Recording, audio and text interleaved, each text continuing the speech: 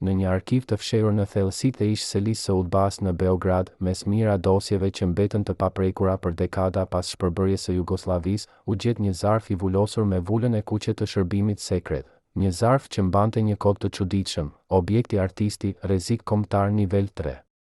Brenda këtij zarfi ishte një dosje me më shumë se 800 faqe, të shkruara me makinë shkrimi, të plota me fotografi të fshehta, me transkriptime të bisedave të përgjuara, me raporte nga agjent që e kishin ndjekur çdo hap të tij për më shumë se 20 vjet. Kjo dosje kishte një emër në kopertinë, një emër që e njihte çdo shqiptar, çdo serb, çdo jugoslav, Bekim Fehmiu.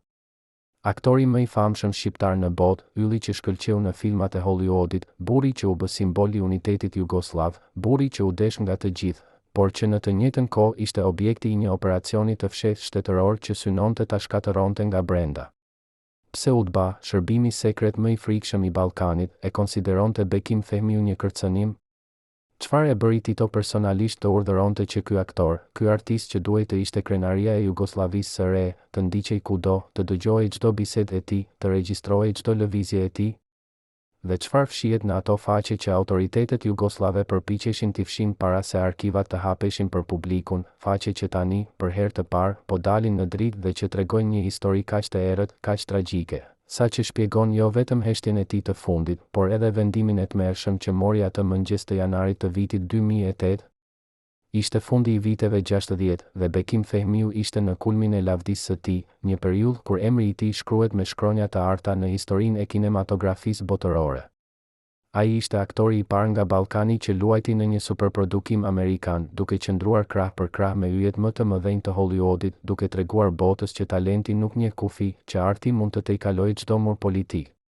Por ndërsa bota e shihte si hero, ndërsa gazetat perëndimore e quanin Marlon Brando i Ballkanit, ndërsa femrat ëndërronin për të dhe burrat donin të ishin si ai, në zyrat e errëta të UDBA-s, në dhomat pa dritare ku vendosej fati i njerëzve, emri i tij shkruhej në një listë tjetër, një listë që nuk ishte për lavdërim, por për mbikëqyrje, për dyshim, për kontroll. Bekim Fehmiu ishte shqiptar nga Saranda, i lindur në një kohë kur të ishe shqiptar në Jugosllavi do të thoshte të jetoje në një ekuilibër të brisht, të ecje në një litar të holl mes dy botëve, mes dy identiteteve, mes dy besnikërive që shpesh ishin në konflikt. Në dosjen sekrete, raporti i parë për Bekim Fehmiu daton nga viti 1962, kur ai ishte ende një aktor i ri në teatrin kombëtar të Beogradit, kur askush nuk e dinte ende se ky djalë i ri me sy të zjarrt dhe zë të thellë do të bëhej një nga fytyrat më të njohura në botë. Raporti ishte shkruar nga një agjent me kodin vëzhguesi 3 dhe në të shkruaj me një gjuhë të ftohtë, burokratike, por që fshihte një shqetësim të thellë. Objekti tregon shenja të identitetit të fortë kombëtar shqiptar. Në biseda private, shprehet me nostalgji për vendlindjen e tij. Ka kontakte me intelektual shqiptar nga Kosova dhe Maqedonia. Rekomandohet vëzhgim i vazhdueshëm. Ky raport, i shkruar me dorë të qetë, ishte fillimi i një operacioni që do të zgjaste për dekada, një operacion që do ta ndiqte Bekim Fehmiu nga Beogradi në Hollywood, nga Parisi në Rom, nga skenat e teatrit në dhomën e tij të gjumit, duke e kthyer jetën e tij në një ferë të fshehtë që askush nga jashtë nuk mund ta shihte. Por pse UDBA e konsideronte Bekim Fehmiu një kërcënim? Ai nuk ishte politik, nuk ishte aktivist, nuk ishte disident që fliste kundër regjimit. Ai ishte thjesht një artist, një njeri që donte të luante, që donte të tregonte histori, që donte të prekte zemrat e njerëzve me artin e tij. Çfarë e bëri atë kaq të rrezikshëm në sytë të shërbimit sekret? Dhe kush dha urdhrin e parë që ai të vendosej në mbikëqyrje? Për herë të parë pas 50 vjetësh, një ish oficer i UDBA-s pranoi të flasë, duke thyer heshtjen që e kishte mbajtur për dekada, duke rrezikuar të gjitha pasojat që mund të vinin nga ky rrëfim. Emri i tij është Dragan Kovajevi dhe ai tani jeton në një shtëpi të vogël në periferi të Beogradit, i moshuar, me flokë të thinjur dhe me një shprehje në fytyrë që tregon se ai ka mbajtur shumë sekrete për shumë kohë.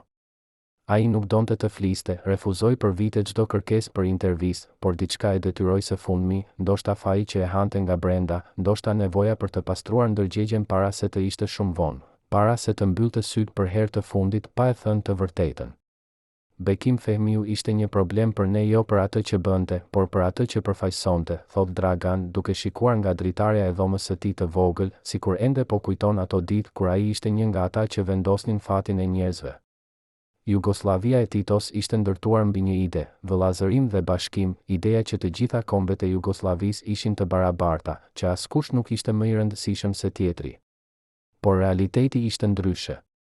Shqiptarët në Kosovë, në Maqedoni, në Malë të Zi, ishin gjithmonë të dyshuar, gjithmonë të konsideruar si një kërcënim potencial, sepse ata kishin lidhje me Shqipërinë, sepse ata kishin një identitet kombëtar që ishte më i fortë se besnikëria ndaj Jugosllavisë. Dhe Bekim Fehmiu, me gjithë suksesin e tij, me gjithë famën e tij, ishte një shqiptar që nuk mund të kontrollohej plotësisht. Dhe kjo e bënte atë të rrezikshëm. Kjo dëshmi shkatëron narrativën zyrtare që është mbajtur për dekada, historinë që autoritetet jugoslave e kanë treguar për vite me radhë. Sipas kësaj narrative, Bekim Fehmiu ishte një shembull i suksesshëm i politikës së Titos, një provë që në Jugosllavi çdo komb mund të arrinte majat më të larta. Por Dragan tregon një të vërtet tjetër, një të vërtet që ishte e fshehur pas propagandës, pas fjalëve të bukura, pas imazhit publik. Ne e dinim që Bekim kishte kontakte me intelektual shqiptar që ishin kritik ndaj regjimit, vazhdon Dragan. Ne e dinim që ai merrte letra nga Kosova, nga njerëz që i kërkonin të fliste për të drejtat e shqiptarëve, për diskriminimin që ata përjetonin. Dhe ne e dinim që ai, edhe pse nuk fliste publikisht, në zemër ishte me ta. Dhe kjo ishte e mjaftueshme për ta bërë një objektiv. Kush ishin këta intelektual shqiptar që kishin kontakt me Bekim Fehmiu? Çfarë i shkruanin ata në ato letra që Udba i lexonte para se t'i arrinin tek ai? Dhe si reagoi Bekim kur kuptoi që çdo fjalë e tij, çdo lëvizje e tij, çdo mendim i tij ishte nën mbikëqyrje? Në dosjen sekrete ka një seksion të tërë të dedikuar për kontaktet e dyshimta të objektit, një listë e gjatë e emrave, datave dhe vendeve ku Bekim Fehmiu ishte takuar me njerëz që Udba i konsideronte si elemente armiqësore. Një nga këto emra ishte Adem Demaçi, intelektuali dhe aktivisti kosovar që më vonë do të bëhej një nga figurat më të rëndësishme të lëvizjes për të drejtat e shqiptarëve në Jugosllavi, por që në ato vite ishte ende një poet i ri, një zë i heshtur që përpiqej të fliste për padrejtësitë që shite rreth tij. Sipas raporteve të Udbas, Bekim dhe Adem u takuan disa herë në Prishtinë në fillim të viteve 60, takime që ishin të shkurtra, të kujdesshme, por që ishin të mjaftueshme për të ngritur alarmin të autoritetet. Objekti u vure duke biseduar me Adem Demaçi në një kafene në qendër të Prishtinës, shkruhet në një raport nga viti 1964. Biseda zgjati rreth 30 minuta. Nuk ishte e mundur të dëgjohej përmbajtja e plot, por u vërejtën gjeste të ngrohta, përqafime dhe një shkëmbim i asaj që dukej si letra ose dokumente. Rekomandohet intensifikim i mbikëqyrjes. Ky raport, i shkruar me një gjuhë kaq të ftohtë, kaq burokratike, fsheh një realitet shumë më njerëzor, shumë më tragjik. Bekim Fehmiu dhe Adem Demaçi nuk ishin konspirator, nuk ishin revolucionar që planifikonin rrëzimin e regjimit. Ishin thjesht dy shqiptarë që ndanin të njëjtin dhimbje, të njëjtin ndjenjë të padrejtësisë, të njëjtin dëshirë për të parë popullin e tyre të trajtuar me dinjitet. Por në sytë e Udbas, çdo lidhje mes shqiptarëve ishte e dyshimt, çdo bisedë ishte një kërcënim potencial, çdo miqësi ishte një komplot. Bekim nuk fliste kurrë publikisht për politikë, thot Dragan Kovajevi. Ai ishte shumë i zgjuar për këtë. Ai e dinte që nëse hapte gojen, nëse thoshte atë që mendonte vërtet, karriera e tij do të mbaronte. Por ne e dinim që ai mendonte, që ai vuante, që ai ndjente dhimbjen e popullit të tij. Dhe kjo ishte e mjaftueshme. Sepse në Jugosllavinë e Titos nuk kishte nevojë të bëje diçka për të qenë i dënuar. Ishte e mjaftueshme të mendoje, të ndjeje, të jesh ai që ishe. Por si ndikoi kjo mbikëqyrje e vazhdueshme në jetën e Bekim Fehmiut? Si ndikoi në karrierën e tij, në marrëdhëniet e tij, në shëndetin e tij mendor? Dhe kur filloi ai të kuptoi që çdo hap i tij ishte i ndjekur, që çdo fjalë e tij ishte e dëgjuar, që jeta e tij nuk i përkiste më atij? 6 muaj para se Bekim Fehmiu të largohej nga Jugoslavia për herë të fundit, duke u vendosur në Beograd pas vitesh jetese në Perëndim, erdhi në shtëpinë e tij një burr që askush nuk e njihte. Një burr që trokiti në derë në orët e vona të mbrëmjes, kur rrugët ishin të zbrazta dhe kur errësira e natës fshihte çdo gjë. Ky burr nuk dha emrin e tij, nuk shpjegoi se pse kishte ardhur, por ai dha Bekim një zarf të bardhë dhe tha vetëm një fjali: ata e dinë gjithçka. Ata kanë qenë gjithmonë atje. Dhe ata nuk do të ndalojnë kurrë. pastaj ai u kthye dhe u zhduk në errësirë, duke lënë Bekim të qëndronte në prag të derës, duke mbajtur zarfin në duar të dridhuara, duke ndjerë një frikë që nuk e kishte ndjerë kur më parë, një frikë që nuk vinte nga një kërcënim i qartë, por nga diçka më e errët, më e paqartë, më e tmerrshme. Brenda zarfit ishte një fotografi e vjetër, e zverdhur nga koha, që tregonte Bekim duke biseduar me dikë në një kafene në Paris. Fotografia ishte bërë nga larg me një kamerë të fshehur dhe në të mund të shiheshe qartë fytyra e Bekim, por jo fytyra e personit me të cilin ai po fliste. Në anën e pasme të fotografisë, me shkrim dore, ishte shkruar një datë, 28 shkurt 1976. Bekim e kujtonte atë ditë. Ishte një ditë e zakonshme, një ditë kur ai kishte takuar një mik të vjetër, një bisedë e thjeshtë për jetën, për artin, për asgjë të rëndësishme. Por dikush kishte qenë atje, dikush kishte qenë duke e parë, duke e fotografuar, duke e regjistruar. Dhe tani, më shumë se 10 vjet më vonë, ata po ja dërgonin këtë fotografi, jo si një kërcënim i drejt për drejt, por si një mesazh: ne kemi qenë gjithmonë atje. Ne e dim gjithçka. Dhe ti nuk mund të ikësh kurrë. Kush ishte burri që solli atë zarf? Pse erdhi pikërisht në atë moment? Dhe çfarë donte të arrinte Utba duke ja dërguar Bekim atë fotografi, duke ja kujtuar se ai nuk kishte kurrë qenë i lirë, se çdo moment i jetës së tij kishte qenë në mbikëqyrje? Kur Bekim Fehmiu u kthye në Jugosllavi në fund të viteve 80, pas vitesh jetese në Perëndim, pas një karriere të shkëlqyer në Hollywood dhe në Evropë, shumë njerëz u habitën. Pse një aktor i suksesshëm, një njeri që kishte arritur gjithçka që mund të ëndërronte, do të kthehej në një vend që po shpërbëhej, në një vend që po shkatërrohej nga luftërat, nga urrejtja, nga kaosi?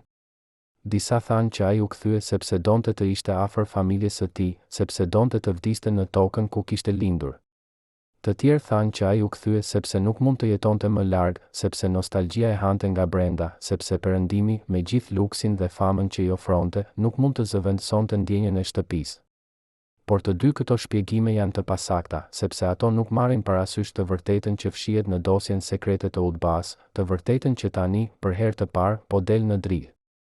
Sipas dokumenteve që u zbuluan në arkivat e Utbas, Bekim Fehmiu nuk u kthye në Jugosllavi me vullnetin e tij të plotë. Ai u kthye sepse ishte i presionuar, sepse ishte i kërcënuar, sepse i thanë që nëse nuk kthehej, familja e tij do të paguante çmimin. Në vitin 1988, objekti u kontaktua nga agjentët tanë në Paris, shkruhet në një raport të fshehtë që daton nga ajo kohë. Atij ju komunikua që prania e tij në Jugosllavi ishte e nevojshme për qëllime të sigurisë kombëtare. Ju bëhej qartë që refuzimi i tij do të kishte pasoja për anëtarët e familjes së tij që jetonin në Kosovë. Objekti pranoi të kthehej brenda 3 muajve. Ky raport, i shkruar me një gjuhë kaq të ftohtë, kaq të përllogaritur, zbulon një të vërtetë të tmerrshme. Bekim Fehmiu nuk u kthye në shtëpi sepse donte, por sepse u detyrua, sepse e dinte që nëse nuk kthehej, njerëzit që ai donte do të vuanin. Kur e pash për herë të parë pas kthimit të tij, ai ishte një njeri tjetër, thot Mira Stupica, aktoreja e famshme serbe që kishte punuar me Bekim në shumë filma dhe që ishte një nga miqtë e tij më të afërt.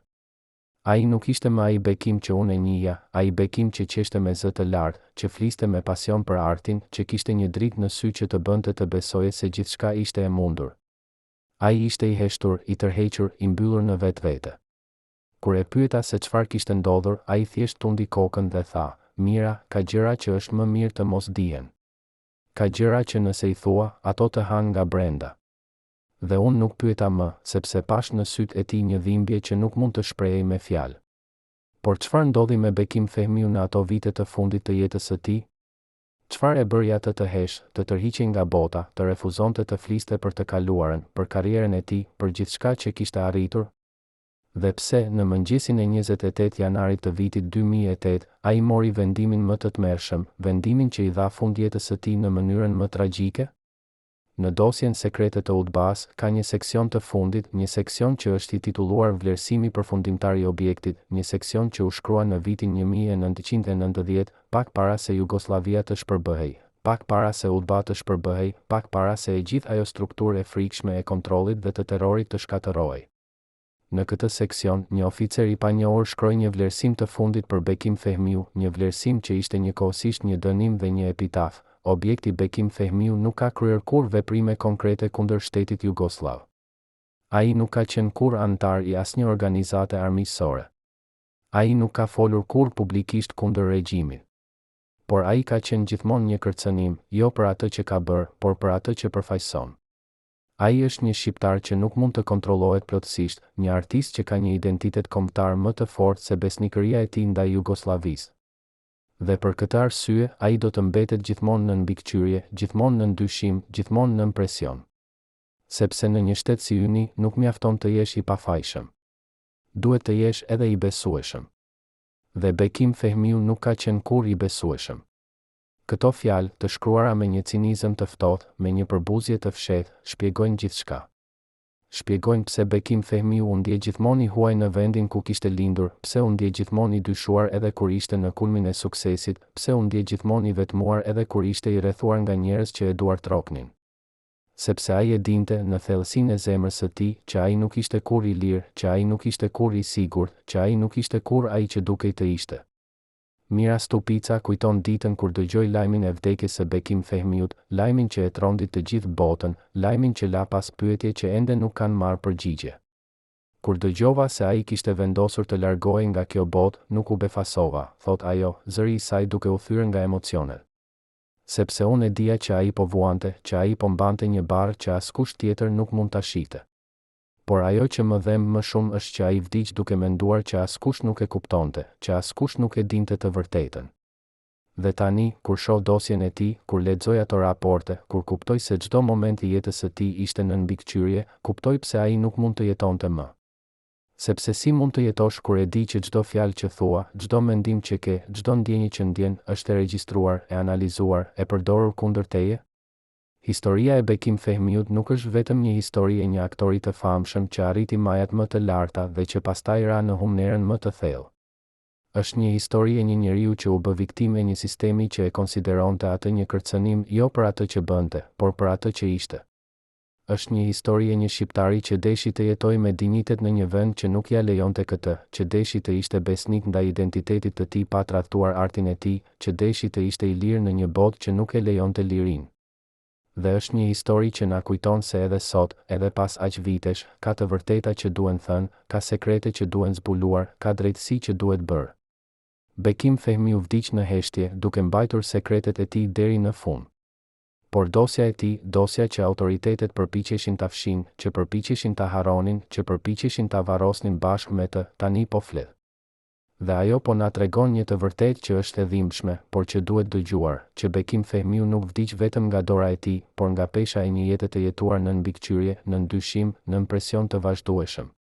Ai vdiq sepse nuk mund të jetonte më në një botë ku çdo gjë që ai ishte, çdo gjë që ai besonte, çdo gjë që ai donte, ishte e konsideruar si një kërcënim.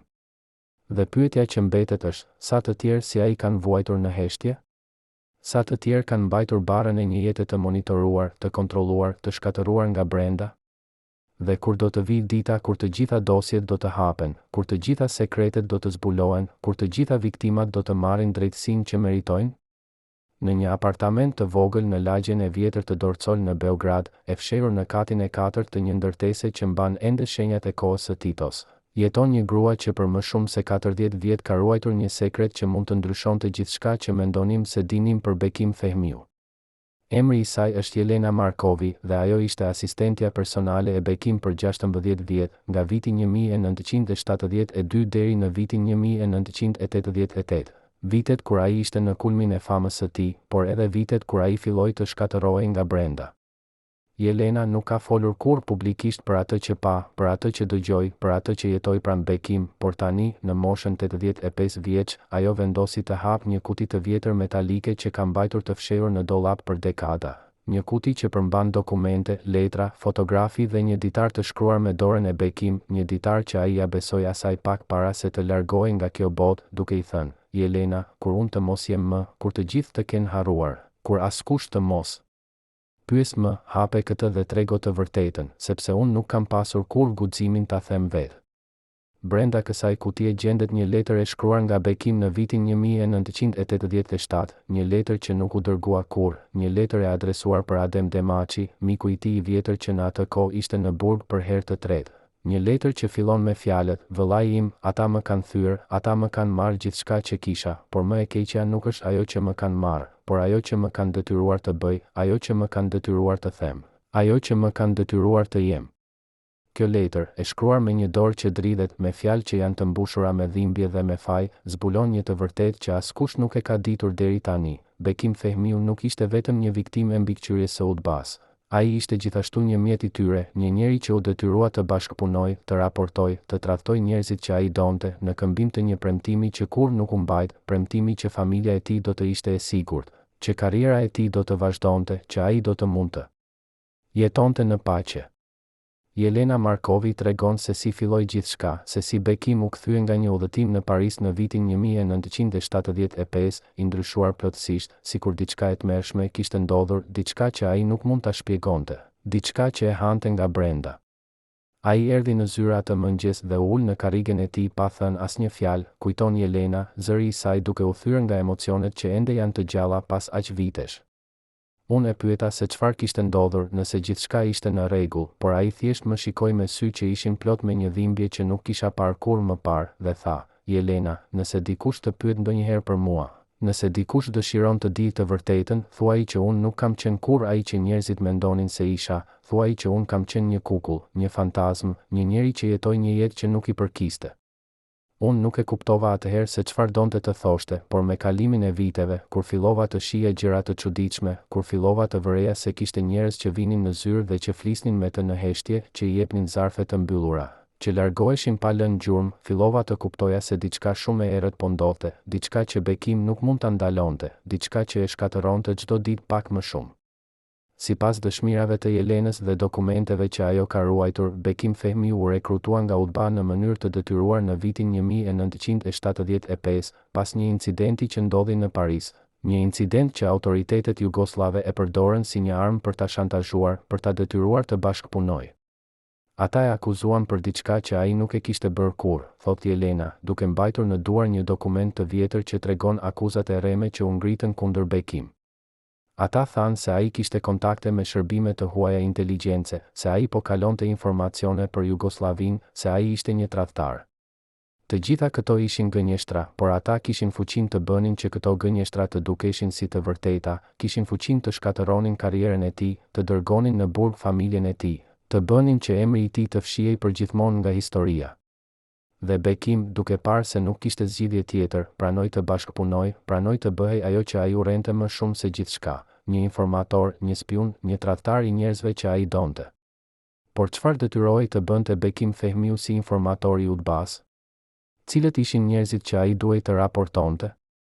Dhe si ndikoi kjo në shpirtin e tij, në ndërgjegjen e tij, në aftësinë e tij për të jetuar me veten e tij?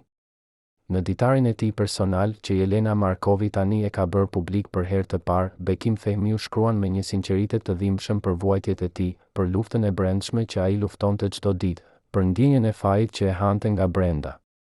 Në një hyrje të datës 23 mars 1976, ai shkruan: "Sot takova Ramiz në një kafene në Prishtinë, dhe ndërsa po flisnin për poezinë e tij, për ëndrat e tij, për shpresën e tij që një ditë shqiptarët do të jetonin me dinjitet, unë e dija që çdo fjalë që ai thoshte po regjistrohej nga mikrofoni që kisha në xhaketën time, që çdo mendim i tij po kalonte në duart e njerëzve që do ta përdornin kundër tij."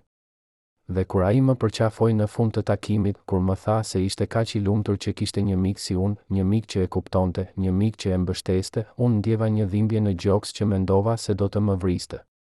Si mund të jetoj me këtë? Si mund të shikoj në pasqyrë çdo mëngjes duke ditur se jam bërë ajo që urreva më shumë se gjithçka? Si mund të vazhdoj të luaj në skenë, të përcjell emocione, të tregoj histori për heroizëm dhe për dinjitet, kur unë vetë jam një mashtrues, një tradhtar, një njeri që ka shitur shpirtin e tij për të mbrojtur trupin e tij? Këto fjalë, të shkruara me një sinqeritet që të copton zemrën, zbulojnë thellësinë e vuajtjes së Bekim Fehmiu, zbulojnë se sa shumë ai vuante çdo ditë, se sa shumë ai luftonte me veten e tij, se sa shumë ai donte të ndalonte, por nuk mund të ndalonte, sepse çdo herë që ai mendonte të refuzonte, çdo herë që ai mendonte të thoshte jo, ata i kujtonin se çfarë do të ndodhte me familjen e tij, me nënën e tij të moshuar që jetonte në Saranë, me vëllezërit e tij që punonin në Kosovë, me miqtë e tij që besonin tek ai. Jelena Markovi kujton një incident që ndodhi në vitin 1980, një incident që e tregon qartë se sa shumë Bekim vuante nga roli që ishte detyruar të luante. Ishte një mbrëmje dimri dhe Bekim kishte sapo kthyer nga një takim me një oficer të UDBA-s, një takim ku ai kishte dorëzuar një raport për një grup intelektualësh shqiptar që ai kishte takuar në Prishtinë, tregon Jelena. Kur erdhi në zyrë, ai ishte i bardhë si gëlqere, duart i dridheshin dhe ai nuk mund të fliste. Unë e pyeta se çfarë kishte ndodhur dhe ai më tha se oficeri i kishte treguar se një nga njerëzit që ai kishte raportuar, një poet i ri që Bekim e njihte dhe e respektonte, ishte arrestuar atë mëngjes dhe ishte dërguar në një kamp pune në veri. Bekim tha se kur dëgjoi këtë, ai ndjeu se po vdiste nga brenda, se ai ishte përgjegjës për vuajtjen e atij njeriu, se ai ishte ai që e kishte dërguar në ferr. Dhe ai më tha diçka që nuk do ta harroj kurrë. Jelena, çdo natë kur mbyll syt, unë i shoh fytyrat e të gjithë atyre që kam tradhtuar, të gjithë atyre që kam dëmtuar, të gjithë atyre që kam shkatëruar. Dhe unë e di që një ditë, kur të gjitha këto të dalin në dritë, kur njerëzit të mësojnë të vërtetën, ata do të më urrejnë, do të më mallkojnë, do të më quajnë tradhtar. Dhe ata do të kenë të drejtë. Sepse unë jam tradhtar. Unë jam ai që shiti shpirtin e tij për të mbrojtur lëkurën e tij. Kjo dëshmi shkatëron imazhin që kemi pasur për Bekim Fehmiu, imazhin e një heroi, të një artisti të madh, të një njeriu që qëndroi me krye lart përballë presioneve. Por në të njëjtën kohë, ajo na tregon një të vërtetë më të thellë, më njerëzore, më tragjike. Bekim Fehmiu nuk ishte një hero, por nuk ishte asnjë tradhtar në kuptimin tradicional. Ai ishte një viktimë e një sistemi që e detyroi të zgjedhte mes dy të këqijave, mes tradhtisë së të tjerëve dhe shkatërimit të familjes së tij, mes jetës me faj dhe vdekjes me dinjitet. Dhe ai zgjodhi të jetojë, por çmimi i kësaj jete ishte aq i lartë sa që në fund ai nuk mund ta mbante më. Por kush ishin njerëzit që Bekim Fehmiu raportoi për UDBA-n? Sa prej tyre u arrestuan, u dënuan, u shkatëruan për shkak të informacioneve që ai dha? Dhe a e dinin ata ndonjëherë se kush i kishte tradhtuar? Në arkivat e hapura të UDBA-s, mes mira faqeve të dokumenteve që tregojnë historinë e errët të mbikëqyrjes dhe të represionit në Jugosllavinë e Titos, ka një dosje të veçantë që mban kodin Operacioni Artisti 2 Fish, një dosje që përmban raporte të detajuara për aktivitetin e Bekim Fehmiut si informator, raporte që tregojnë se sa sistematike, sa të planifikuara, sa të ftohta ishin metodat që UDBA përdorte për ta shfrytëzuar atë. Kjo dosje përmban një listë me 36 emra, 36 njerëz që Bekim Fehmiu raportoi gjatë viteve që ai punoi për UDBA-n, 36 jetë që u ndikuan, u shkatëruan, u ndryshuan përgjithmonë për shkak të informacioneve që ai dha. Disa nga këta emra janë të njohur, janë intelektual, poet, aktivist që më vonë u bën figura të rëndësishme në lëvizjen për të drejtat e shqiptarëve në Jugosllavi. Të tjerë janë të panjohur, janë njerëz të thjeshtë që thjesht kishin shprehur mendime kritike, që kishin kërkuar drejtësi, që kishin guxuar të flasin në një kohë kur heshtja ishte e vetmja mënyrë për të mbijetuar. Një nga emrat në këtë listë është Agim Kelmendi, një mësues i ri nga Peja që në vitin 1977 kishte organizuar një grup leximi ku intelektual të rinj shqiptar diskutonin për letërsinë, për historinë, për identitetin kombëtar. Sipas raporteve të UDBA-s, Bekim Fehmiu u ftua në një nga këto takime nga një mik i përbashkët dhe ai pranoi të shkonte, duke ditur që çdo fjalë që do të dëgjonte do të kalonte në duart e autoriteteve. Në raportin e tij, Bekim shkroi: "Objekti Agim Kelmendi shprehu hapur kritika ndaj politikës së qeverisë jugoslave ndaj shqiptarëve në Kosovë. Ai tha se shqiptarët trajtohen si qytetarë të klasës së dytë, se ata nuk kanë të drejta të barabarta, se ata jetojnë në varfëri dhe në diskriminim. Ai gjithashtu tha se një ditë shqiptarët do të ngrihen dhe do të kërkojnë të drejtat e tyre dhe se asgjë nuk do të mund t'i ndalojë." Të pranishmit e dëgjuan me vëmendje dhe shumë prej tyre shprehen dakordësi. Ky raport, i shkruar me një gjuhë të ftohtë, burokratike, ishte mjaft për të dënuar Agim Kelmendi.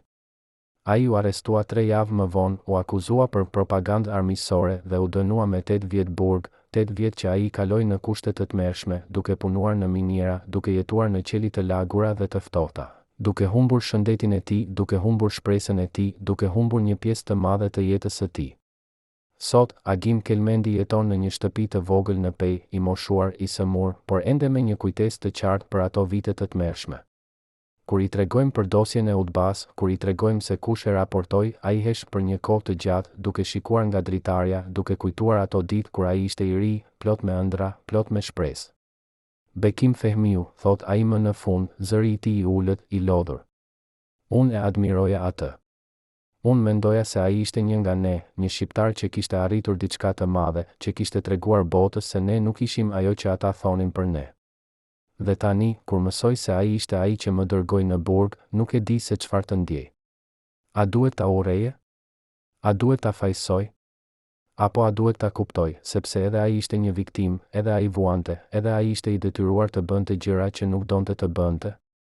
Kjo pyetje, e bërë me një sinqeritet të dhimbshëm, është në zemër të kësaj historie, është pyetja që ne të gjithë duhet ta bëjmë, si gjykojmë një njeri që ishte njëkohësisht viktim dhe kriminal, që vuante por që shkaktonte vuajtje, që donte të ishte I mirë por që detyrohej të bënte të keqen?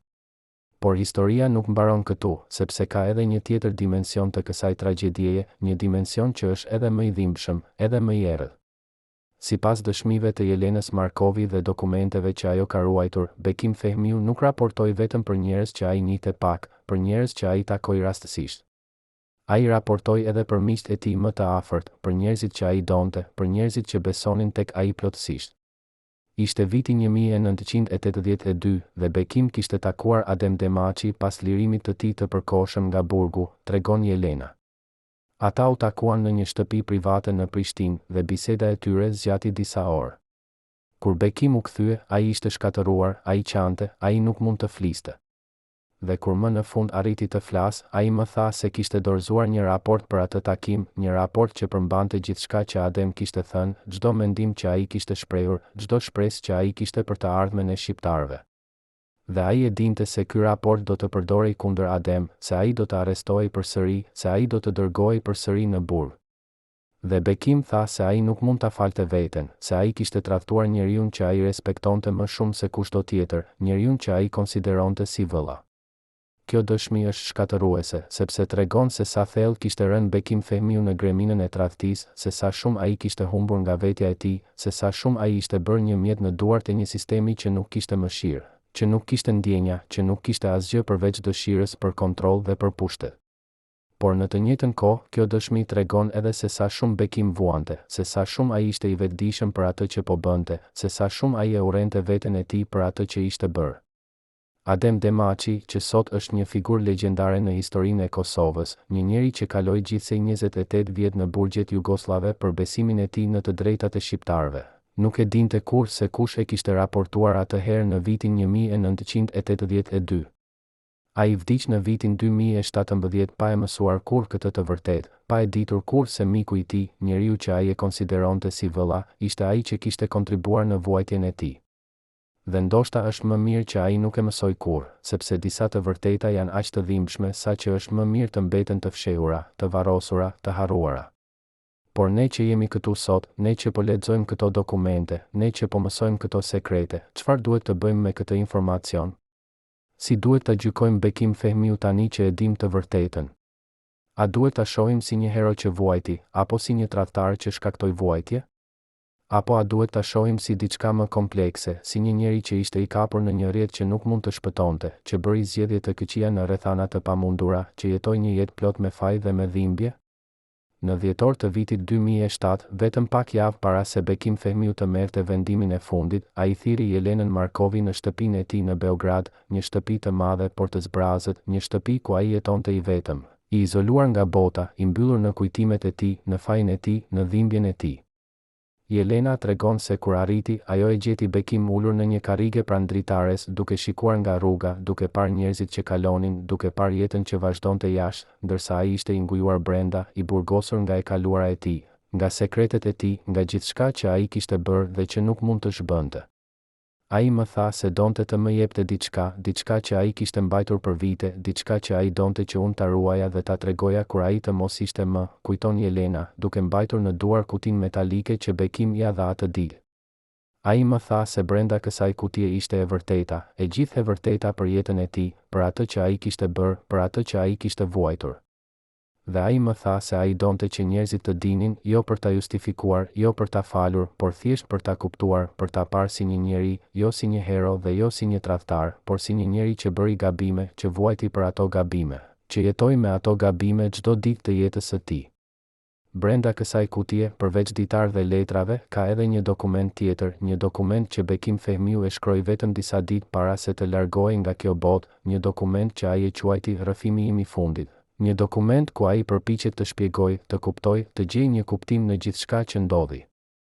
Në këtë dokument, ai shkruan: "Unë e di që shumë njerëz do të më gjykojnë për atë që kam bërë, dhe ata kanë të drejtë ta bëjnë këtë. Unë kam tradhtuar njerëz që më besonin, kam shkaktuar vuajtje për njerëz që nuk e meritonin, kam jetuar një jetë që ishte një gënjeshtër e madhe. Por unë dua që njerëzit të dinë se unë nuk e bëra këtë sepse isha I keq, sepse isha I korruptuar, sepse nuk më interesonte.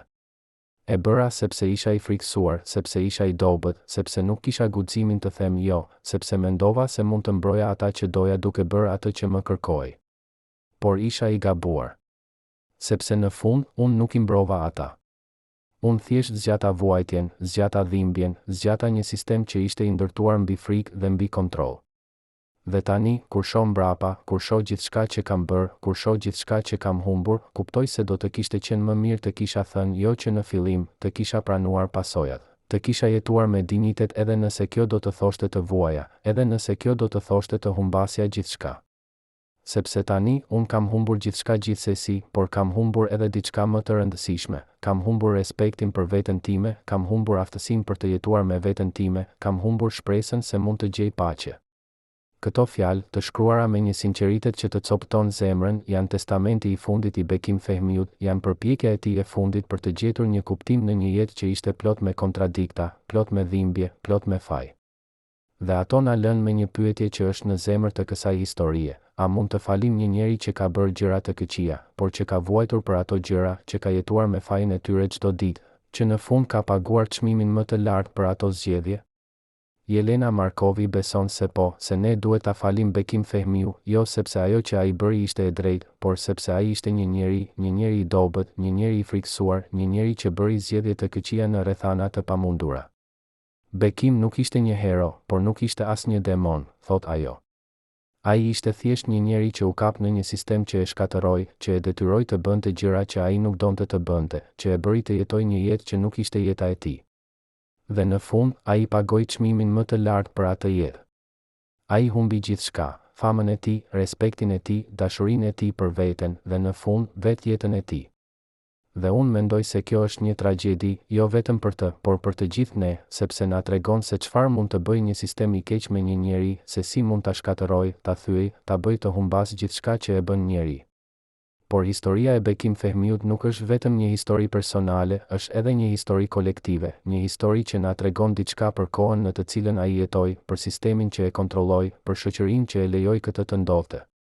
Është një histori që na kujton se edhe sot, edhe pas aq vitesh, ka sisteme që shkatërrojnë njerëz, ka struktura që detyrojnë njerëzit të zgjedhin mes dy të këqijave, ka shoqëri që nuk japin hapësirë për dinjitet, për liri, për jetë të vërtetë.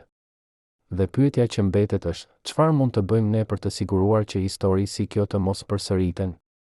Çfarë mund të bëjmë për të ndërtuar një botë ku njerëzit nuk detyrohen të zgjedhin mes tradhtisë dhe shkatërimit, ku njerëzit mund të jetojnë me dinjitet, ku njerëzit mund të jenë ata që janë pa frikë, pa presion, pa kontroll? Dhe a kemi ne guximin të shikojmë në pasqyrë dhe të pyesim veten, çfarë do të bënim ne nëse do të ishim në vendin e Bekim Fehmiut? A do të kishim guximin të thoshim jo? Apo a do të bënim të njëjtën zgjedhje që ai bëri, duke shpresuar se mund të mbronim ata që donim, duke shpresuar se mund të mbjetonim, duke shpresuar se një ditë gjithçka do të mbaronte dhe ne do të mund të jetonim në paqe? Në një depo të vjetër në periferi të Prishtinës, e fshehur pas një fabrike të braktisur që mbante ende shenjat e kohës së Jugosllavisë, u zbulua një arkiv I fshehtë që askush nuk e priste të gjente. Një arkiv që përmbante dokumente që autoritetet kishin menduar se ishin shkatëruar për gjithmonë, dokumente që tani, për herë të parë pas më shumë se 30 vjetësh, po dalin në dritë dhe po tregojnë një histori që është edhe më e errët, edhe më tragjike se çdo gjë që kemi dëgjuar deri tani. Ky arkiv u zbulua rastësisht nga një punëtor që po pastronte ndërtesën për ta kthyer në një qendër kulturore, dhe kur ai hapi një dolap të vjetër metalik që ishte I mbyllur me dry të ndryshkur, ai gjeti brenda qindra dosje, qindra raporte, qindra fotografi që tregonin se si UDBA kishte operuar në Kosovë gjatë viteve 70 dhe 80, se si ata kishin infiltruar çdo aspekt të jetës së shqiptarëve, se si ata kishin përdorur njerëz si Bekim Fehmiu për të kontrolluar, për të manipuluar, për të shkatëruar çdo lëvizje që mund të kërcënonte pushtetin e tyre. Brenda këtij arkivi, mes mira faqeve të dokumenteve, ka një dosje të veçantë që mban kodin Operacioni Heshtja e Përjetshme, një dosje që përmban një plan të detajuar për atë që UDBA e quante neutralizimin përfundimtar të objektit artisti. Një plan që u hartua në vitin 1985, kur Bekim Fehmiu filloi të tregonte shenja se nuk mund të vazhdonte më, se ai po thyej nga brenda, se ai po bëhej një rrezik jo vetëm për veten e tij, por edhe për vetë UDBA-n. Sepse nëse ai do të fliste, nëse ai do të tregonte të vërtetën për atë që kishte bërë, për atë që e kishin detyruar të bënte, gjithë sistemi i tyre i fshehtë do të zbulohej, gjithë rrjeti i tyre i informatorëve do të shkatërrohej, gjithë struktura e tyre e kontrollit do të rrëzohej. Në këtë dosje, në një raport të shkruar nga një oficer i lartë i UDBA-s që nënshkruhet vetëm me inicialet DM, shkruhet me një gjuhë që është njëkohësisht e ftohtë dhe e kërcënuese. Objekti po tregon shenja të paqëndrueshmërisë psikologjike, po bën komente që sugjerojnë se ai po konsideron mundësinë e rrëfimit publik, po takohet me njerëz që mund ta inkurajojnë në këtë drejtim dhe për këtë arsye duhet të merren masa për ta siguruar që ai të mos jetë kurrë në gjendje të flasë, që ai të mos jetë kurrë në gjendje të dëmtojë interesat tona, që ai të mos jetë kurrë në gjendje të zbulojë atë që duhet të mbetet e fshehtë përgjithmonë. Çfarë do të thonin këto masa që duhet të merreshin? Çfarë planifikonte UDBA të bënte me Bekim Fehmiu? Dhe a ishte ajo që ndodhi në mëngjesin e 28 janarit të vitit 2008 vërtet një zgjedhje e tij, apo ishte diçka tjetër, diçka që ishte planifikuar, diçka që ishte ekzekutuar, diçka që ishte maskuar si një akt personal për të fshehur një krim shtetëror? Ky dokument, i shkruar me një cinizëm që të ngri gjakun, hap një kapitull të ri në historinë e Bekim Fehmiut, një kapitull që na detyron të rishikojmë gjithçka që mendonim se dinim, që na detyron të pyesim pyetje që askush nuk ka guxuar t'i bëjë deri tani, që na detyron të shikojmë përtej narrativës zyrtare dhe të kërkojmë të vërtetën që fshihet pas saj. Sipas dokumenteve që u gjetën në këtë arkiv, UDBA kishte filluar të planifikonte neutralizimin e Bekim Fehmiut që në vitin 1985, kur ai filloi të tregonte shenja se nuk mund të vazhdonte më rolin e tij si informator, kur ai filloi të refuzonte të dorëzonte raporte, kur ai filloi të izolohej nga bota duke u mbyllur në shtëpinë e tij, duke refuzuar të takojë me njerëzit që UDBA i dërgonte tek ai. Objekti po bëhet i paparashikueshëm, shkruhet në një raport nga viti 1986.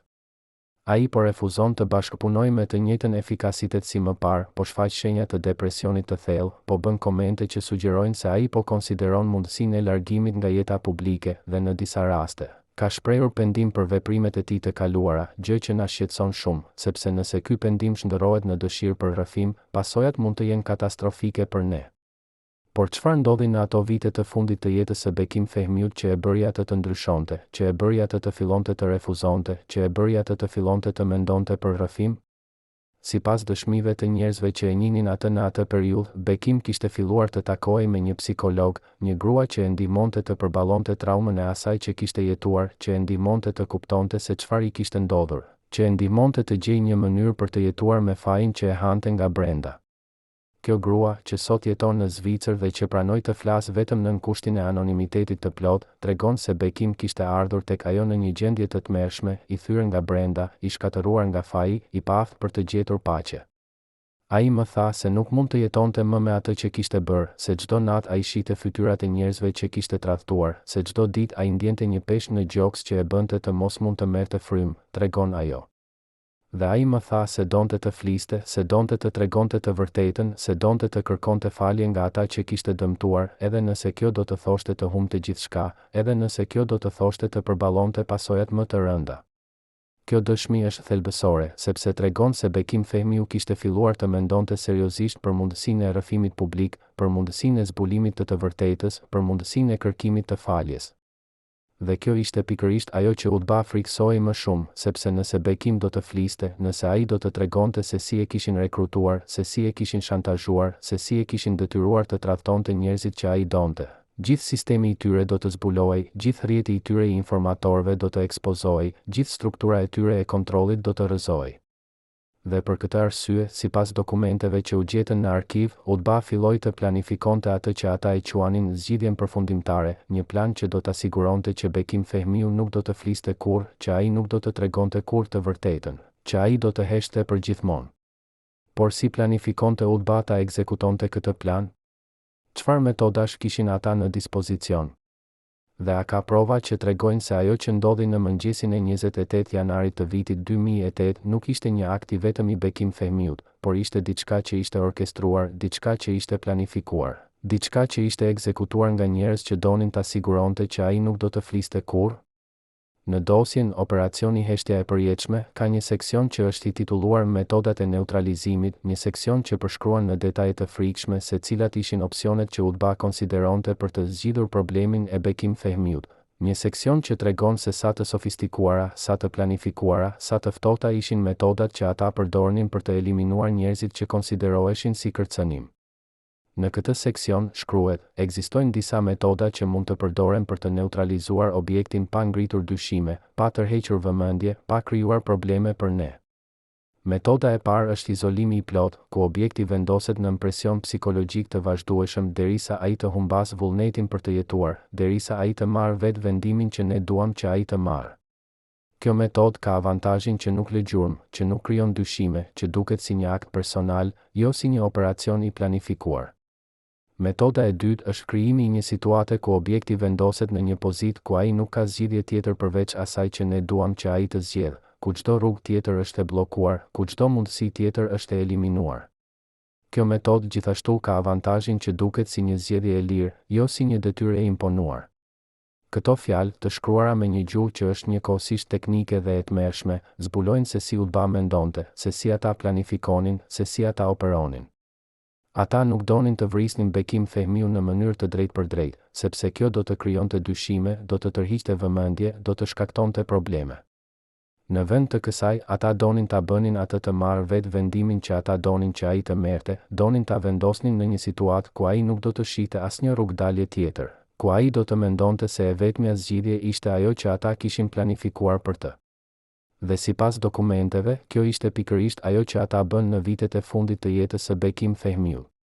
Sipas një raporti të datës 10 janar të vitit 2008, vetëm 2 javë e gjysmë para se Bekim Fehmiu të largohej nga kjo botë, një ekip i Ulbas kishte kryer atë që ata e quanin një operacion psikologjik të suksesshëm kundër tij. Një operacion që kishte për qëllim ta izolonte plotësisht, ta bënte të ndjehej i braktisur nga të gjithë, ta bënte të besonte se nuk kishte më asnjë shpresë, se nuk kishte më asnjë arsye për të vazhduar. Objekti është vendosur nën presion të vazhdueshëm, shkruhet në këtë raport. Kontaktet e tij janë të monitoruara dhe të ndërprera kur është e nevojshme, miqtë e tij janë të friksuar nga takimi me të, familja e tij është e larguar nga ai për shkak të presioneve që ne kemi ushtruar, dhe ai tani jeton në një izolim të plotë, pa asnjë mbështetje, pa asnjë shpresë, pa asnjë arsye për të vazhduar. Vlerësojmë se brenda javëve të ardhshme, ai do të marrë vendimin që ne duam që ai të marrë, dhe kjo do të zgjidhë problemin ton përgjithmonë. Ky raport është shkatërues, sepse tregon se Ulba kishte planifikuar gjithçka, kishte orkestruar gjithçka, kishte manipuluar gjithçka për ta çuar Bekim Fehmiu në pikën ku ai nuk do të shihte asnjë rrugdalje tjetër përveç asaj që ata donin. Dhe kur shikojmë atë që ndodhi në mëngjesin e 28 janarit të vitit 2008, kur shikojmë se si Bekim Fehmiu mori vendimin e fundit, kur shikojmë se si ai u largua nga kjo botë, nuk mund të mos pyesim: a ishte kjo vërtet një zgjedhje e tij, apo ishte rezultati i një operacioni të planifikuar, i një manipulimi të sofistikuar, i një krimi që u maskua si një akt personal? Por ka edhe një provë tjetër, një provë që është edhe më shqetësuese, edhe më e frikshme. Sipas dëshmisë së një ish oficeri të Ulbas që pranoi të flasë vetëm nën kushtin e anonimitetit të plot, në mëngjesin e 28 janarit të vitit 2008, pak para se Bekim Fehmiu të merrte vendimin e fundit, ai kishte marrë një vizitë nga një burr që ai nuk e njihte, një burr që kishte ardhur në shtëpinë e tij dhe që kishte qëndruar me të për rreth 20 minuta, një burr që kishte dalë dhe që nuk ishte parë kurrë më. Ne e dim se kush ishte ai burr, thot ky ish oficer. Ai ishte një nga agentët tanë më të specializuar, një njeri që kishte trajnim në teknika psikologjike, një njeri që dinte si të manipulonte njerëzit, si t'i bënte ata të merrnin vendime që ata nuk do t'i merrnin ndryshe. Dhe ne e dim se çfarë i tha ai Bekim atë mëngjes, edhe pse nuk kemi një regjistrim të plotë të bisedës. Ai i tha se nuk kishte më asnjë shpresë, se të gjithë e kishin braktisur, se askush nuk e donte më, se e vetmja mënyrë për të gjetur paqe ishte të largohej nga kjo botë. Dhe Bekim, që ishte në një gjendje shumë të brishtë, që ishte i thyer nga brenda, që nuk kishte më forcë për të luftuar, e besoi atë. Dhe pak orë më vonë, ai mori vendimin që ne kishim planifikuar që ai të merrte. Kjo dëshmi, nëse është e vërtet, ndryshon gjithçka që mendonim se dinim për vdekjen e Bekim Fehmiut, ndryshon narrativën zyrtare që është mbajtur për vite, ndryshon mënyrën se si duhet ta shikojmë këtë tragjedi. Nëse kjo dëshmi është e vërtet, atëherë Bekim Fehmiu nuk mori vetë vendimin e fundit, por u manipulua, u orkestrua, u detyrua të marrë atë vendim nga njerëz që donin ta siguronte që ai nuk do të fliste kurrë, që ai nuk do të tregonte kurrë të vërtetën, që ai do të heshte përgjithmonë. Dhe nëse kjo është e vërtet, atëherë ajo që ndodhi në mëngjesin e 28 janarit të vitit 2008 nuk ishte një tragjedi personale, por ishte një krim shtetëror, një krim që u maskua si një akt personal, një krim që u fsheh pas një narrative që e bënte Bekim Fehmiu përgjegjës për fatin e tij, kur në të vërtetë ai ishte viktima e fundit e një sistemi që e kishte shkatëruar për dekada. Por a mund ta provojmë këtë? A ka prova të mjaftueshme për të thënë me siguri se ajo që ndodhi ishte një krim, jo një zgjedhje personale? Dhe nëse ka, çfarë duhet të bëjmë me këtë informacion? Si duhet ta gjykojmë këtë histori? Dhe kush duhet të mbajë përgjegjësi për atë që ndodhi? Në muajt që pasuan zbulimin e arkivit të fshehtë në Prishtinë, një grup gazetarësh investigativ dhe historianësh filluan të punojnë për të analizuar dokumentet, për të intervistuar dëshmitarët, për të kërkuar prova që mund të konfirmonin ose të mohonin teorinë se vdekja e Bekim Fehmiut ishte rezultat i një operacioni të planifikuar nga UDBA. Ajo që ata gjetën ishte një mozaik i copëzave të informacionit që, kur vendosen së bashku, krijojnë një imazh që është njëkohësisht i qartë dhe i tmerrshëm. Një imazh që tregon se Bekim Fehmiu ishte në shënjestër të një operacioni që kishte për qëllim ta eliminonte atë pa lënë gjurmë, pa krijuar dyshime, pa tërhequr vëmendje. Një nga provat më të rëndësishme që u gjet ishte një dokument i datës 25 janar të vitit 2008, vetëm 3 ditë para se Bekim Fehmiu të largohej nga kjo botë, një dokument që ishte një raport i brendshëm i UDBA-s ku shkruhej: operacioni po ecën sipas planit, objekti është në fazën përfundimtare të izolimit, dhe vlerësojmë se brenda ditëve të ardhshme, ai do të marrë vendimin që ne kemi planifikuar, gjë që do të zgjidhë problemin ton pa lënë asnjë gjurmë që mund të lidhet me ne. Ky dokument, i shkruar vetëm 3 ditë para se Bekim Fehmiu të merrte vendimin e fundit, tregon se UDBA e dinte se çfarë do të ndodhte, se ata e kishin planifikuar, se ata e prisnin. Dhe kjo ngre pyetjen, si mund të dinin ata se çfarë do të ndodhte, nëse nuk ishin ata që e kishin orkestruar? Si mund të ishin aq të sigurt se Bekim do të merrte atë vendim, nëse nuk ishin ata që e kishin manipuluar për ta marrë atë vendim? Dhe nëse ata e dinin, nëse ata e kishin planifikuar, atëherë a nuk janë ata përgjegjës për atë që ndodhi, a nuk janë ata kriminalët e vërtet në këtë histori? Por ka edhe një provë tjetër, një provë që vjen nga një burim i papritur. Në vitin 2019, një grua e moshuar që kishte jetuar në të njëjtën ndërtesë ku jetonte Bekim Fehmiu në Beograd, erdhi përpara dhe tha se ajo kishte parë diçka në mëngjesin e 28 janarit të vitit 2008.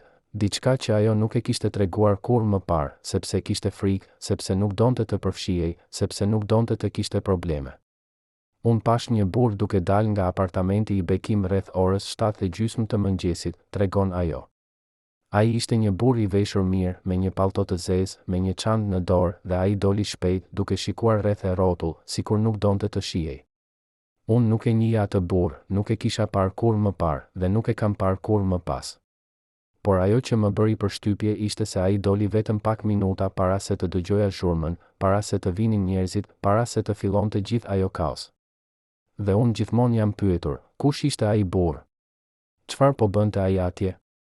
Dhe a kishte ai ndonjë lidhje me atë që ndodhi?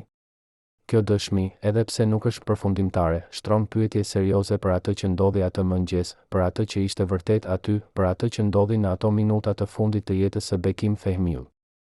Dhe kur e kombinojmë këtë dëshmi me dokumentet që u gjetën në arkiv, me raportet që tregojnë se UDBA kishte planifikuar një operacion, me faktin se ata e dinin se çfarë do të ndodhte, fillojmë të shohim një imazh që është shumë më kompleks, shumë më i errët se sa narrativa zyrtare që na është treguar për vite.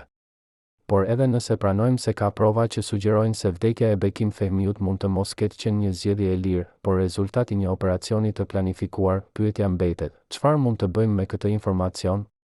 Si mund të gjykojmë këtë histori?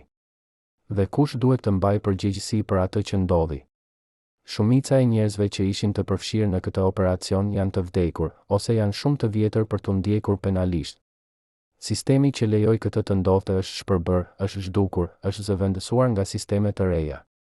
Por viktimat e atij sistemi, njerëzit si Bekim Fehmiu, ende presin drejtësi, ende presin që e vërteta të dalë në dritë, ende presin që historia e tyre të tregohet plotësisht, pa censur, pa manipulim, pa gënjeshtra. Historia e Bekim Fehmiut është një histori që na kujton se e kaluara nuk është kur vërtet e kaluar, se sekretet e asaj kohe ende na ndikojnë sot, se viktimat e atij sistemi ende presin drejtësi. Dhe është një histori që na pyet të gjithëve, çfarë jemi të gatshëm të bëjmë për të siguruar që e vërteta të dalë në dritë, që drejtësia të bëhet, që viktimat të njihen?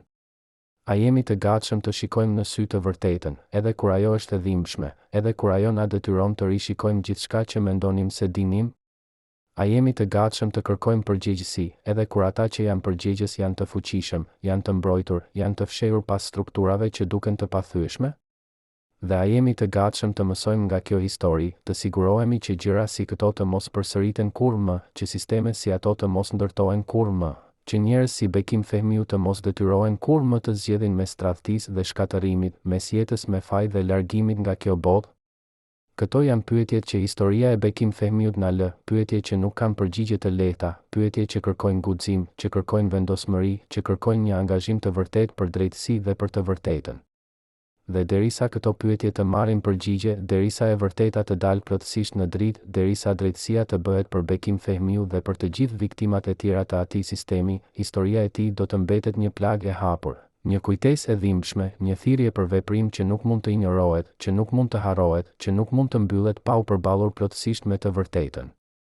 Në një zyrë të vogël në qendër të Beogradit, e fshehur në katin e tretë të një ndërtese që dikur kishte qenë selia e një gazete shtetërore, jeton sot një grua që për më shumë se 15 vjet ka mbajtur një sekret që mund të shpjegojë gjithçka që ndodhi në ato ditë të fundit të janarit të vitit 2008, një sekret që ajo nuk ka guxuar ta tregojë kurrë, sepse e dinte se çmimi i të vërtetës mund të ishte shumë i lartë, sepse e dinte se ka njerëz që ende sot nuk duan që kjo histori të tregohet plotësisht.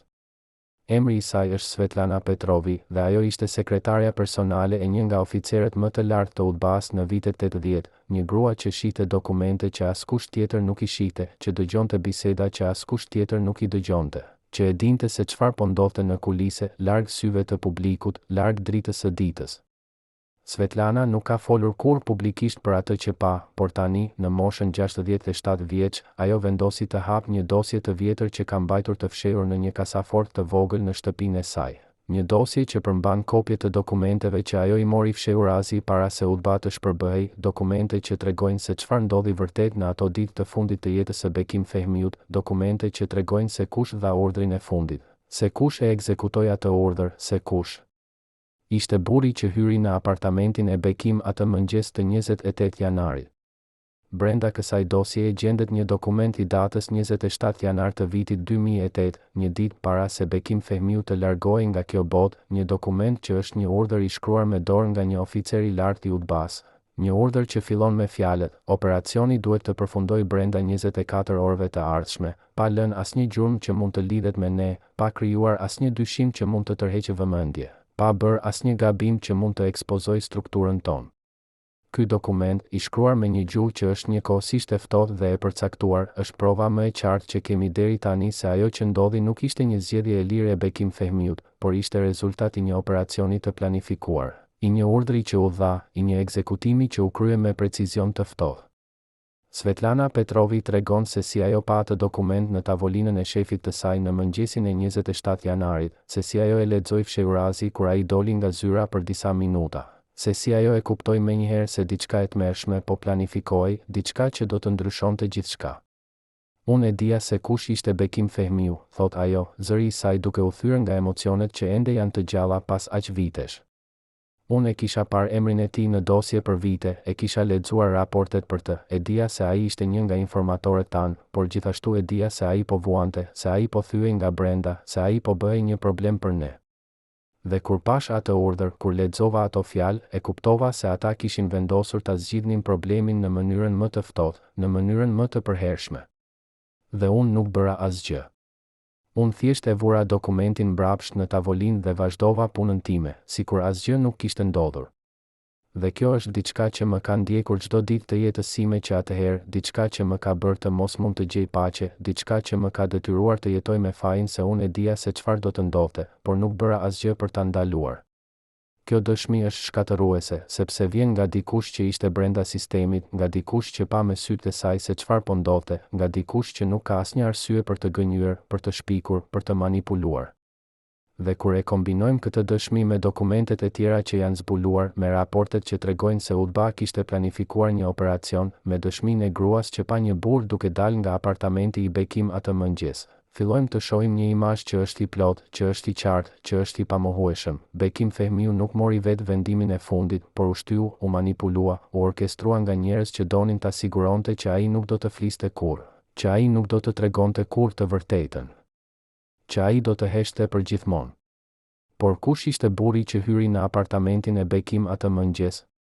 Kush ishte personi që ekzekutoi urdhrin e fundit? Dhe çfarë i tha ai Bekim në ato minuta të fundit, në ato momente që ndryshuan gjithçka? Sipas dokumenteve që Svetlana Petrovi ka ruajtur, burri që u dërgua për të kryer operacionin ishte një agent i specializuar i UDBA-s me kodin vëzhguesi 21, një njeri që kishte trajnim në teknika psikologjike. Një njeri që kishte kryer operacione të ngjashme më parë, një njeri që dinte si të manipulonte njerëzit, si t'i bënte ata të merrnin vendime që ata nuk do t'i merrnin ndryshe, si t'i çonte ata në pikën ku ata nuk do të shihnin asnjë rrugdalje tjetër. Ky agent kishte një reputacion të frikshëm brenda UDBA-s, tregon Svetlana. Ai ishte ai që thërritej kur kishte nevojë për operacione të veçanta, për situata ku duhej të sigurohej që gjërat të ndodhnin në një mënyrë të caktuar, pa lënë gjurmë, pa krijuar dyshime. Dhe ai ishte shumë i mirë në atë që bënte. Ai dinte si të fliste me njerëzit, si t'i bënte ata të besonin, si t'i çonte ata në pikën ku ata do të bënin atë që ai donte që ata të bënin. Sipas një raporti të shkruar nga ky agent vet, një raport që u gjet në dosjen që Svetlana ka ruajtur, ai hyri në apartamentin e Bekim Fehmiu në orën 7:20 të mëngjesit të 28 janarit të vitit 2008, dhe qëndroi me të për 23 minuta që ndryshuan gjithçka. Objekti ishte në një gjendje shumë të brisht, shkruhet në këtë raport. Ai ishte i lodhur, i thyer, i paaft për të menduar qartë. Unë i fola me një zë të qetë, të sigurt, duke i thënë se e kuptoja se sa shumë ai vuante, se sa shumë ai kishte humbur, se sa shumë ai donte që gjithçka të mbaronte. I thash se nuk kishte më asnjë shpresë, se të gjithë e kishin braktisur, se askush nuk e donte më, se familja e tij do të ishte më mirë pa të, se emri i tij do të ishte më mirë i harruar se sa i kujtuar me turp. I thash se e vetmja mënyrë për të gjetur paqe ishte të largohej nga kjo botë, se kjo ishte e vetmja zgjidhje që kishte kuptim, e vetmja zgjidhje që do t'i jepte fund vuajtjes së tij. Dhe ai më dëgjoi, ai më besoi, ai pranoi se ajo që unë po i thoja ishte e vërtetë. Dhe kur dola nga apartamenti i tij, unë e dija se operacioni kishte qenë i suksesshëm, se ai do të merrte vendimin që ne kishim planifikuar që ai të merrte, se problemi ynë do të zgjidhej përgjithmonë. Këto fjalë, të shkruara me një cinizëm që të ngri gjakun, zbulojnë se çfarë ndodhi vërtet në ato minuta të fundit të jetës së Bekim Fehmiut, zbulojnë se si ai u manipulua, se si ai u shtyu, se si ai u çua në pikën ku ai nuk pa asnjë rrugdalje tjetër. Dhe ato zbulojnë se ajo që ndodhi nuk ishte një zgjedhje e lirë, por ishte rezultat i një operacioni të planifikuar, i një manipulimi të sofistikuar, i një krimi që u maskua si një akt personal. Bekim Fehmiu nuk mori vetë vendimin e fundit, por u detyrua ta merrte atë vendim nga njerëz që donin ta siguronte që ai nuk do të fliste kurrë, që ai nuk do të tregonte kurrë të vërtetën, që ai do të heshte përgjithmonë. Por kush ishte personi që dha urdhrin e fundit? Kush ishte oficeri i lartë i UDBA-s që nënshkroi atë dokument të 27 janarit? Dhe çfarë ndodhi me të pas shpërberjes së Jugosllavisë, pas rënies së sistemit që ai shërbeu me besnikëri të verbër? Sipas dokumenteve që Svetlana Petrovi ka ruajtur, urdhri u dha nga një oficer me kodin Komandanti 5, një njeri që kishte qenë një nga figurat më të fuqishme të UDBA-s në vitet 80. Një njeri që kishte kontrolluar operacione të shumta kundër disidentëve, kundër intelektualëve, kundër çdo personi që konsiderohej si kërcënim për sistemin. Ky oficer, që sot jeton në një identitet të ri në një vend të Evropës perëndimore, nuk është kurrë ndjekur penalisht për krimet që kreu, nuk është kurrë pyetur për urdhrat që dha, nuk është kurrë detyruar të përballojë pasojat e veprimeve të tij. Ai jeton një jetë të qetë, të rehatshme, të mbrojtur nga anonimiteti që sistemi i ri i ka dhënë, duke jetuar me sekretet e tij, duke mbajtur heshtjen e tij, duke shpresuar që e vërteta të mos dalë kurrë në dritë. Por e vërteta po del në dritë, ngadalë, copë për copë, dokument pas dokumenti, dëshmi pas dëshmie. Dhe kjo e vërtet na tregon se Bekim Fehmiu nuk ishte vetëm një viktimë e një sistemi që e detyroi të trahtonte, por ishte edhe viktima e fundit e atij sistemi, viktima që u eliminua kur ai u bë një kërcënim, kur ai filloi të mendonte për rrëfim, kur ai filloi të kërkonte një mënyrë për të gjetur paqe me veten e tij. Dhe kjo e vërtet na pyet të gjithëve, sa të tjerë si ai kanë vuajtur në heshtje? Sa të tjerë kanë qenë viktima të operacioneve të ngjashme?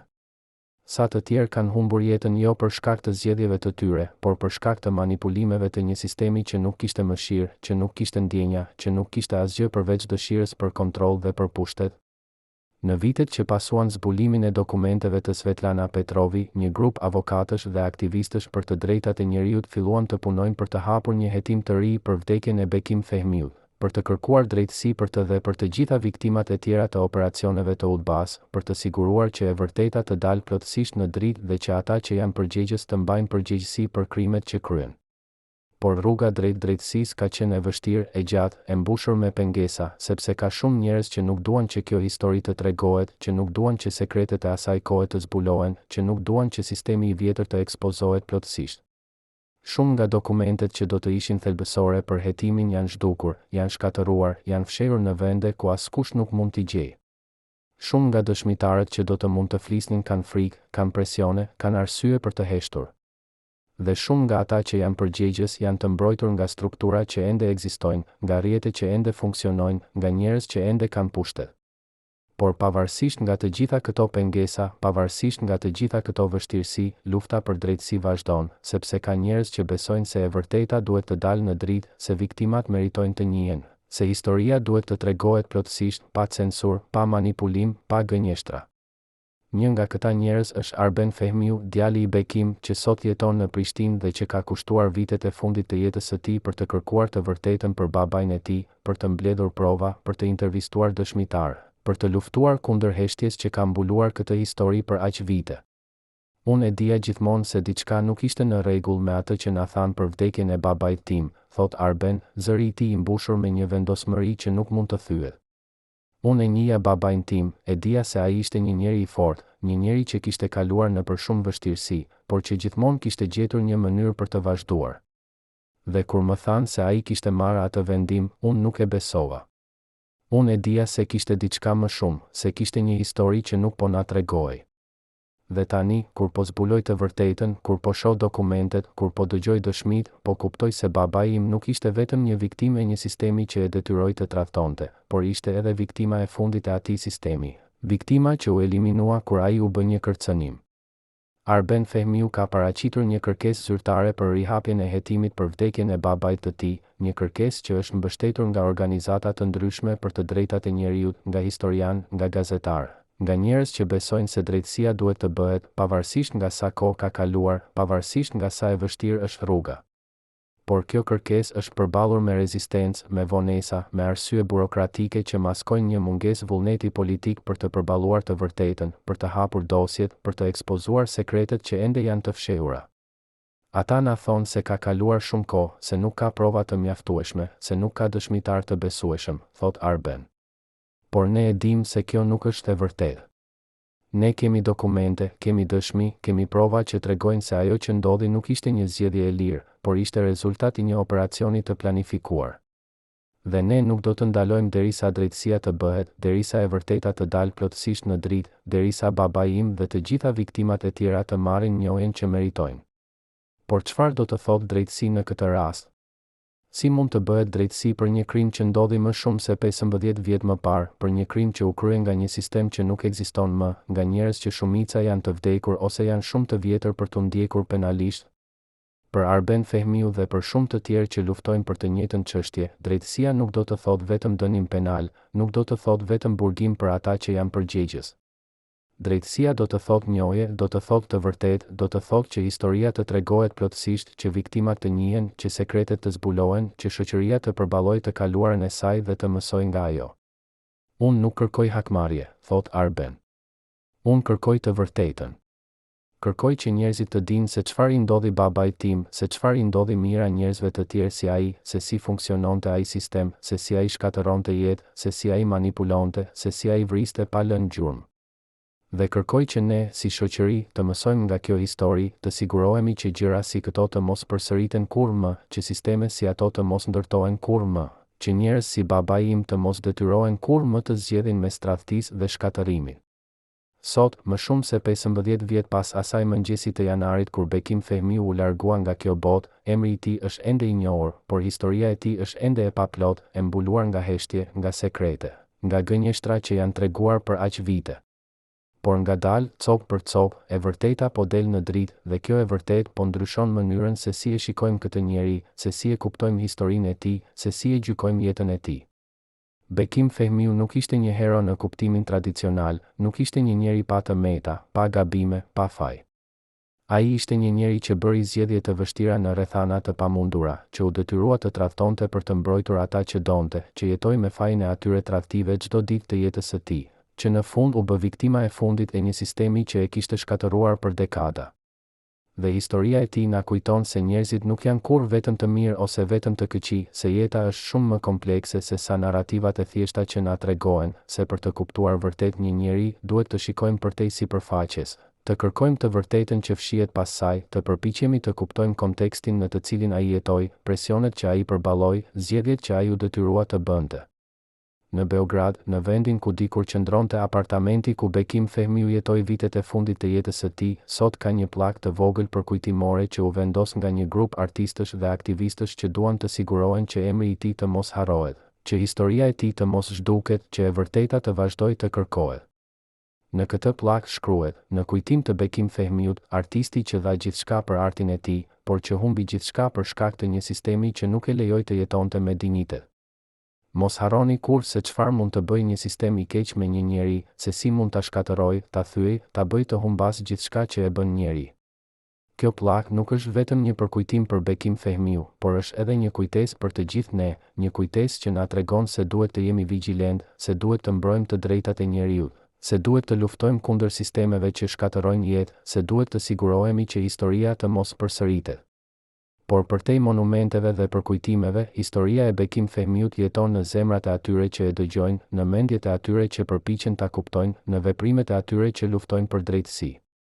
Ajo jeton në punën e Arben Fehmiut, që vazhdon të kërkojë të vërtetën për babain e tij. Ajo jeton në dokumentet që Svetlana Petrovi ka ruajtur dhe ka bërë publike. Ajo jeton në dëshmitë e atyre që kanë guxuar të flasin, që kanë thyer heshtjen, që kanë vendosur që e vërteta është më e rëndësishme se frika. Dhe ajo jeton në çdo njeri që lexon këtë histori dhe që vendos të mos harrojë, të mos injorojë, të mos lejojë që kjo tragjedi të zhduket në harres. Historia e Bekim Fehmiut na pyet të gjithëve, çfarë do të bënim ne nëse do të ishim në vendin e tij? A do të kishim guximin të thoshim jo, edhe kur kjo do të thoshte të humbnim gjithçka? A do të kishim forcën të jetonim me fajin e tradhtisë, duke ditur se çdo ditë po dëmtonim njerëz që nuk e meritonin? A do të kishim vendosmërinë të kërkonim rrëfim, edhe kur kjo do të thoshte të përballonim pasojat më të rënda? Këto janë pyetje që nuk kanë përgjigje të lehta, por janë pyetje që duhet të bëhen, që duhet të mendohen, që duhet të na udhëheqin në zgjedhjet që bëjmë çdo ditë. Dhe historia e Bekim Fehmiut na pyet edhe diçka tjetër, si gjykojmë një njeri që ishte njëkohësisht viktimë dhe kriminal, që vuante por që shkaktonte vuajtje, që donte të ishte i mirë por që detyrohej të bënte të keqen? A mund ta falim atë për atë që bëri, duke kuptuar se ai ishte në një situatë të pamundur? Apo a duhet ta mbajmë përgjegjës, pavarësisht nga rrethanat? Këto janë pyetje që secili prej nesh duhet t'i përgjigjet për veten e tij, sepse nuk ka një përgjigje të vetme, nuk ka një të vërtetë absolute, nuk ka një mënyrë të thjeshtë për të kuptuar një jetë kaq komplekse, kaq tragjike, kaq të mbushur me kontradikta. Por ajo që është e qartë është se Bekim Fehmiu meritonte më shumë se sa jeta që ai jetoi, se ai meritonte të jetonte me dinjitet, të punonte me lirinë e tij, të fliste me zërin e tij, pa frikë, pa presion, pa kontroll.